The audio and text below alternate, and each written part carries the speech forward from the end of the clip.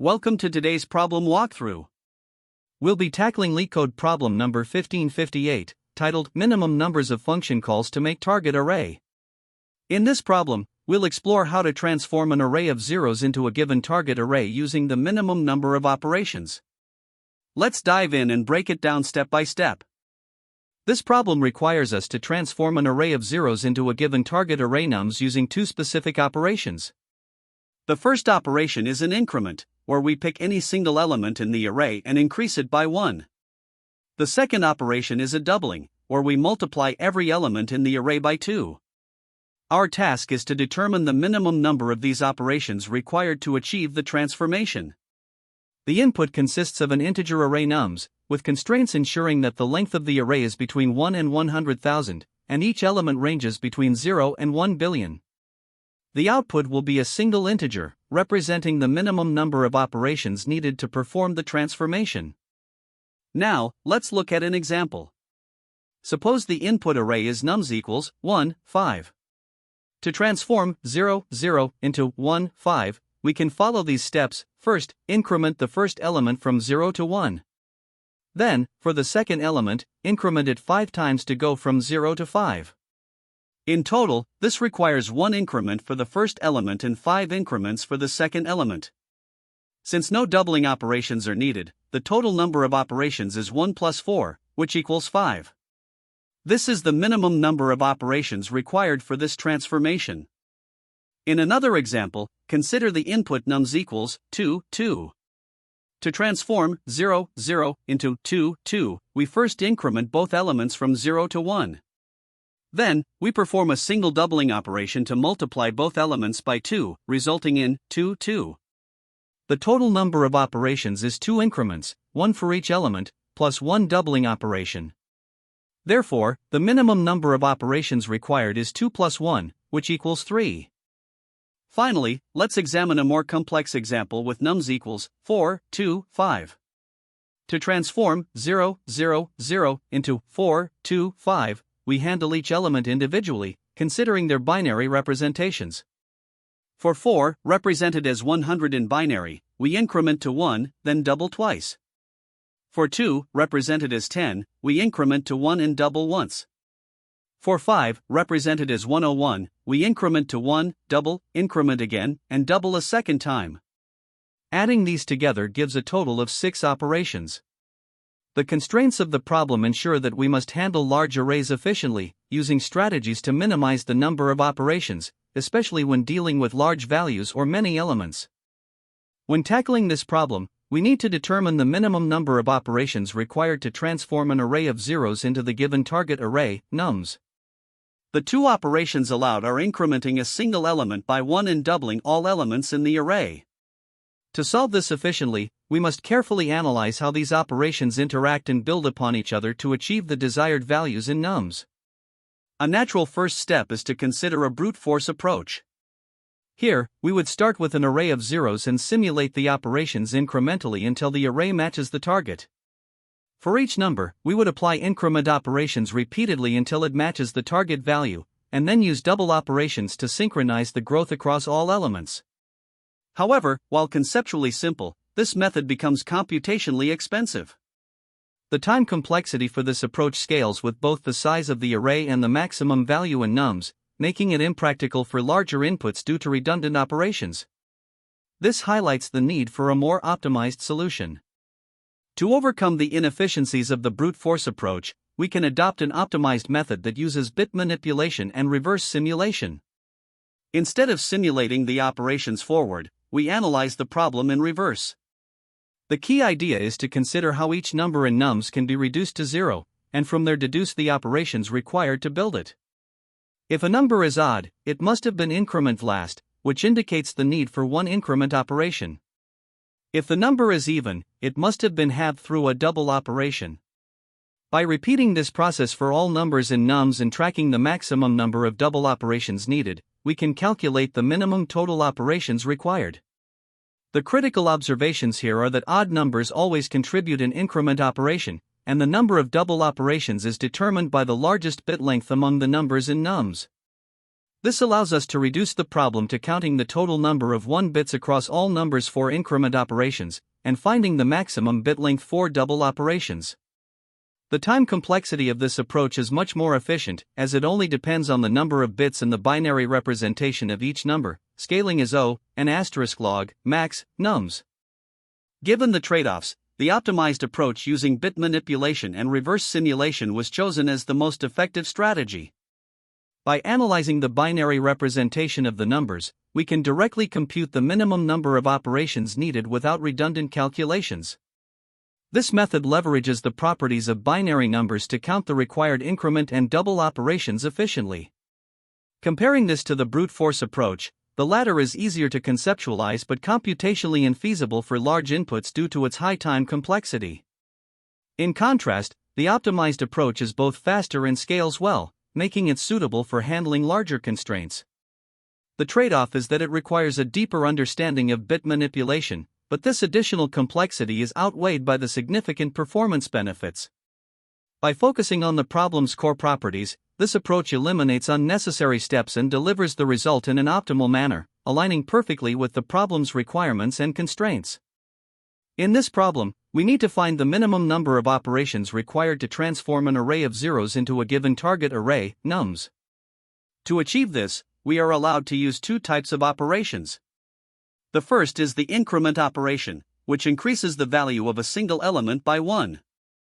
This operation is simple and straightforward but can be time-consuming if used excessively. The second is the double operation, which doubles the value of every element in the array. This operation is much more powerful since it scales all numbers exponentially, but it is only applicable when all elements in the array are even. To minimize the total number of operations, we need to strategically rely on the double operation as much as possible, while using the increment operation sparingly to set up the array for doubling when necessary. To solve this problem efficiently, we use a reverse engineering approach by working backward from the target array, nums, to an array of zeros. Instead of constructing the array, we deconstruct it step by step. At each step, we decide between two actions: dividing all elements by 2, which is the reverse of the double operation, or subtracting 1 from a single element, which is the reverse of the increment operation. The algorithm proceeds by iterating through the array, keeping track of the total number of operations. If a number is odd, it indicates that it must have been incremented at some point, so we subtract 1 and increase the operation count. If a number is even, it means it was doubled, so we divide it by 2 and increment the operation count for that doubling. This process is repeated for each element until all numbers are reduced to 0. To ensure efficiency, we use a loop to handle the array and a counter to record the total number of operations. The key insight behind this algorithm is the use of backward simulation, which allows us to accurately track when increments and doubling operations were applied. This approach helps avoid redundant operations, ensuring that we minimize the total count. A crucial observation is that doubling should only be performed when all elements are even, as this is the only condition under which the operation is valid. In terms of time complexity, each number in the array can be halved at most log 2, number, times, and decrement up to number times in the worst case. As a result, the overall time complexity of the algorithm is O, n asterisk log, max, nums. The algorithm is also space efficient, as it primarily relies on the input array, which can be modified in place, and a simple counter variable to track the operations, without requiring any additional data structures. Let's consider an example with the input nums equals 2, 3, 4, to understand how the algorithm works step by step. We begin with the array 2, 3, 4, and initialize the operations counter to 0. First, we process the number 3, which is odd. To make it even, we subtract 1, resulting in 3-2 and incrementing the operations count to 1. Next, we process the number 2, which is even. We divide it by 2, resulting in 2-1 and increasing the operations count to 2. Similarly, for 4, we divide it by 2, resulting in 4-2 and incrementing the operations count to 3. We repeat this process, halving or decrementing each number, until all elements in the array reach 0. The total number of operations for this input is 6. The algorithm also handles edge cases gracefully, such as arrays that are already zeros, where no operations are needed, or arrays with large numbers, which benefit from the logarithmic efficiency of the halving process. Single-element arrays are simply a specific case of the general solution and follow the same principles. This solution computes the minimum number of operations needed to transform an array of zeros into the target array nums. The allowed operations are incrementing a single element by 1 and doubling all elements. Explanation. 1. Initialization. We start by defining two variables, total_increments to count the total number of increment operations and max_doublings to track the largest number of doubling operations required across all numbers in the array. 2. Iterating through the array. For each number in nums, we calculate the operations needed to achieve that number starting from 0. Current_doublings. This variable tracks the number of doubling operations required for the current number. 3. Processing each number. Odd numbers. If the number is odd, number %2 == 1, it cannot be halved directly. We perform an increment operation, decrementing the number by 1. Even numbers. If the number is even, we perform a doubling operation by halving the number == 2. These steps are repeated until the number becomes 0. For track maximum doublings, while processing each number, we keep track of the maximum number of doubling operations needed, max_doublings. This value represents how many times the entire array would have to be doubled to achieve the target numbers.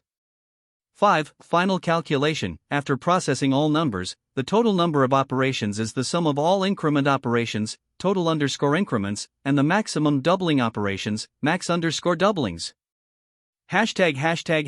Complexity. Time complexity. The algorithm processes each number by repeatedly halving it, which takes logarithmic time. Across all numbers, this results in n*log, max, nums, where n is the length of the array and max, nums, is the largest number in the array. Space complexity. The solution uses O(1) additional space as no extra data structures are used. This approach ensures efficiency and correctness while being easy to understand. This is the Java implementation for LeetCode problem number 1558, minimum numbers of function calls to make target array. The logic is identical to the Python implementation. The solution iteratively counts the total number of increment operations for odd numbers and tracks the maximum number of doubling operations required. Key differences include Java's explicit type declarations and usage of primitive int arrays instead of Python lists. We begin with the first example where nums is set to 3, 2. Initially, total_increments is 0, and max_doublings is also 0. Starting with number equals 3, we notice it is odd, so we subtract 1 to make it even, reducing it to 2. This increases total_increments by 1, bringing it to 1. Now that number is even, we divide it by 2, resulting in 1, and increment current_doublings by 1. Since 1 is odd, we subtract 1 again, reducing it to 0, and increment total_increments by 1 more, making it 2. At the end of processing this number, max_doublings is updated to the maximum of its current value, 0, and current_doublings, which is 1. Hence, max_doublings becomes 1. Now, we process the next number equals 2. Since it is even, we divide it by 2, making number equal to 1 and incrementing current_doublings by 1. Since 1 is odd, we subtract 1 to make it 0, increasing total_increments to 3. At this point, max_doublings remains the same as the maximum of its current value, 1, and current_doublings, which is also 1. This gives us a final max_doublings of 1.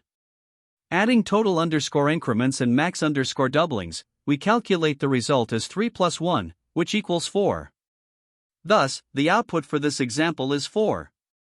In the second example, nums is 4, 8, 1. Initially, total_increments is 0, and max_doublings is 0. We start with number equals 4. Since it is even, we repeatedly divide it by 2 until it becomes 1. First, dividing by 2 gives 2, and current_doublings is increment to 1. Dividing by 2 again results in 1, and current_doublings increases to 2. Now that number is 1, we subtract 1 to make it 0, incrementing total_increments to 1. After processing this number, max underscore doublings is updated to the maximum of its current value, 0, and current underscore doublings, which is 2. Thus, max underscore doublings becomes 2. Next, we process number equals 8. Since it is even, we divide it by 2 repeatedly. The first division results in 4, increasing current underscore doublings to 1. Dividing by 2 again gives 2, and current underscore doublings becomes 2. Dividing by 2 one more time results in 1, and current underscore doublings increases to 3. Since number is now 1, we subtract 1 to make it 0, incrementing total underscore increments to 2. Here, max underscore doublings is updated to the maximum of its current value, 2, and current underscore doublings, which is 3. So, max underscore doublings becomes 3. For the final number equals 1, we subtract 1 to make it 0, incrementing total underscore increments to 3. Since current underscore doublings remains 0, max underscore doublings stays at 3. At the end of processing all numbers in nums equals 4, 8, 1, we calculate the result by adding total underscore increments and max underscore doublings. This gives us 3 plus 3, which equals 6. Therefore, the output for this example is 6. Moving to the third example, nums is 10, 15, 7. We reset total underscore increments to 0 and max underscore doublings to 0 before starting. For the first number equals 10, we divide by 2 since it is even, resulting in 5 and incrementing current underscore doublings to 1. Since 5 is odd, we subtract 1 to make it 4, increasing total underscore increments to 1. Dividing 4 by 2 gives 2, and current underscore doublings becomes 2. Dividing 2 by 2 results in 1, and current underscore doublings increases to 3. Finally, subtracting 1 from 1 makes it 0, incrementing total underscore increments to 2. At this point, max underscore doublings is updated to the maximum of its current value, 0, and current underscore doublings, which is 3. Thus, max underscore doublings becomes 3. Now, for number equals 15, we start by subtracting 1 because it is odd, reducing it to 14 and increasing total underscore increments to 3. Dividing 14 by 2 gives 7, and current underscore doublings becomes 1. Since 7 is odd, we subtract 1 to make it 6, incrementing total underscore increments to 4. Dividing 6 by 2 results in 3, and current underscore doublings becomes 2. Subtracting 1 from 3 reduces it to 2, and total underscore increments increases to 5. Dividing 2 by 2 gives 1, and current underscore doublings becomes 3. Finally, subtracting 1 from 1 makes it 0, incrementing total underscore increments to 6. Here, max underscore doublings remains the maximum of its current value, 3, and current underscore doublings, which is also 3. Finally, we process number equals 7. Since it is odd, we subtract 1 to make it 6, increasing total underscore increments to 7. Dividing 6 by 2 gives 3, and current underscore doublings becomes 1. Subtracting 1 from 3 reduces it to 2, and total underscore increments becomes 8. Dividing 2 by 2 results in 1, and current underscore doublings becomes 2. Subtracting 1 from 1 makes it 0, incrementing total underscore increments to 9. At this point, max underscore doublings remains 3, the maximum of its current value in current underscore doublings, which is 2. Adding total underscore increments and max underscore doublings, we get 9 plus 3 is equal to 12. Thus, the output for this example is 12. Here, we analyze the time complexity of the solution. The overall time complexity is O(m*) log, max underscore number, where m represents the length of the input array nums, and max underscore number is the largest value within the array. Breaking this down, the algorithm first iterates over all m numbers in the array, contributing an O(m) factor. For each number, operations depend on its binary representation. If the number is odd, a decrement operation occurs, while if it's even, the number is halved. The number of decrement operations corresponds to the count of ones in the binary representation, and the number of halving operations corresponds to the total bits in the binary representation of the number. This means the operations for a single number are proportional to log number, where log number represents the length of its binary form. In the worst case, for any single number, the total operations required are proportional to O log number due to the binary representation length. When we consider all numbers in the array, the total time complexity becomes m asterisk log max underscore number, since we sum the operations for each number in nums. This scaling with m and log max underscore number highlights the efficiency of the solution. Shifting focus to the space complexity, the solution requires O1 space.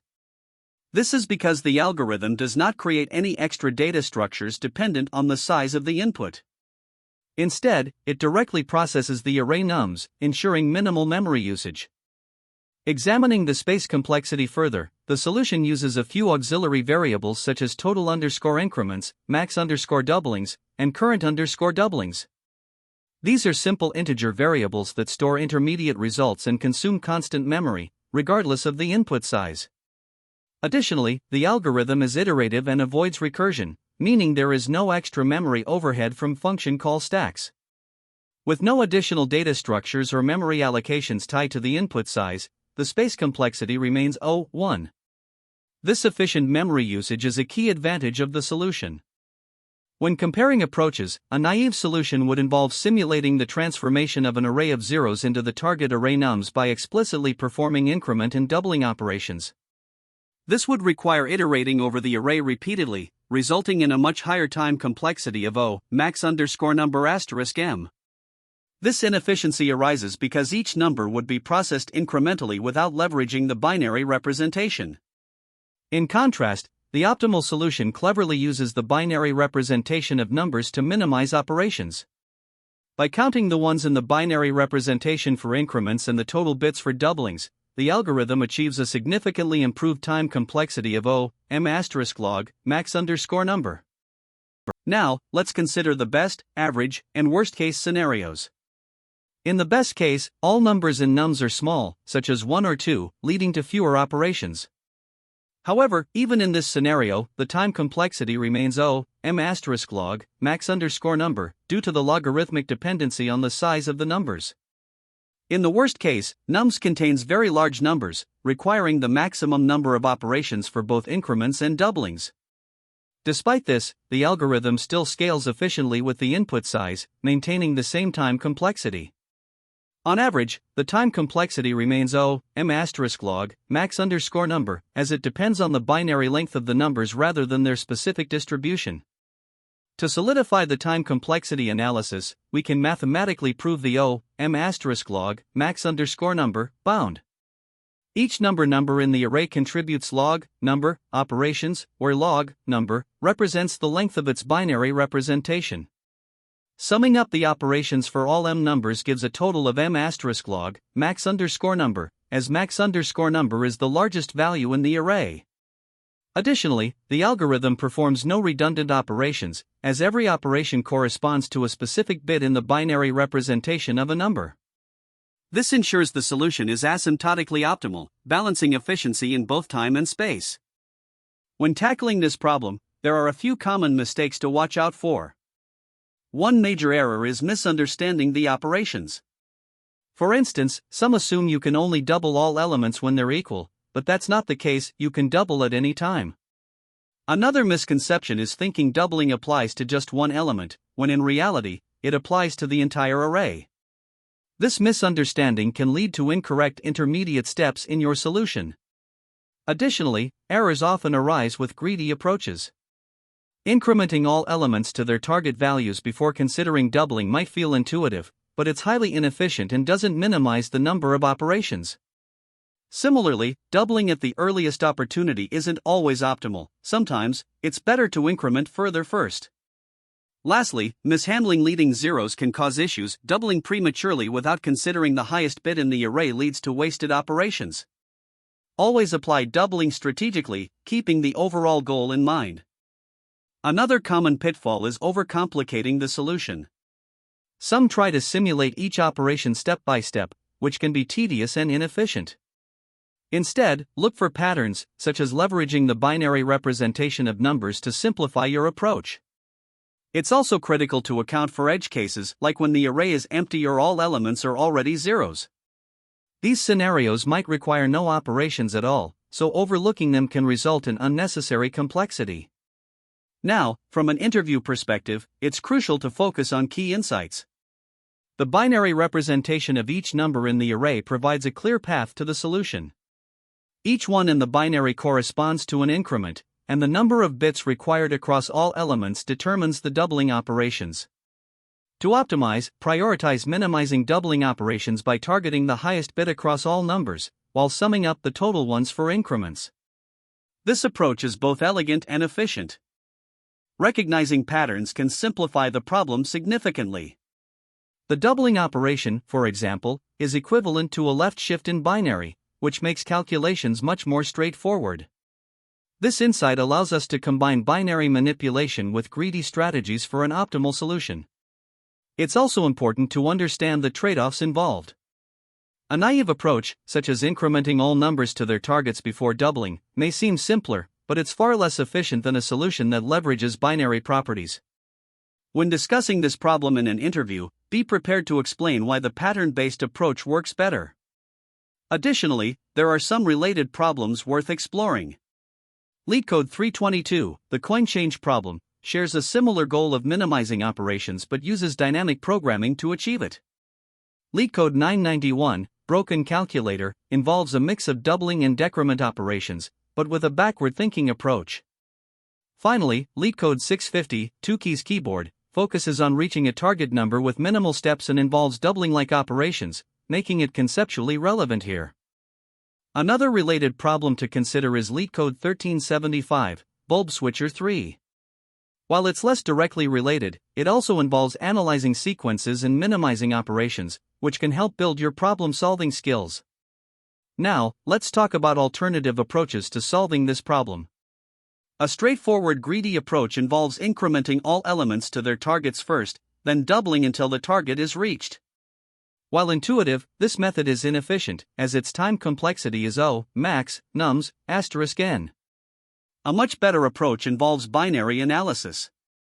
By examining the binary representation of numbers, you can count the ones for increment operations and determine the maximum bit needed for doubling. This approach is optimal, with a time complexity of O, n log, max, nums. There's also the option to use dynamic programming, where you track the minimum operations for each intermediate state. While feasible, this method is overkill for this problem and comes with higher space complexity. Focusing on the binary approach provides the best balance of efficiency and clarity. Great job completing this problem. Today, we learned how to minimize function calls using bit manipulation and problem-specific insights. Remember, understanding the problem's constraints and leveraging efficient operations like bitwise logic can make all the difference. Thanks for watching, and be sure to subscribe for more coding tips and solutions. See you in the next video. That's the end of this tutorial. I hope you found this explanation helpful for understanding the solution to this LeetCode problem. If you enjoyed this content, please consider subscribing to the channel for more coding tutorials and solutions. Feel free to leave a like if this video helped you, and don't hesitate to comment with any questions you might have. Thanks for watching, and happy coding!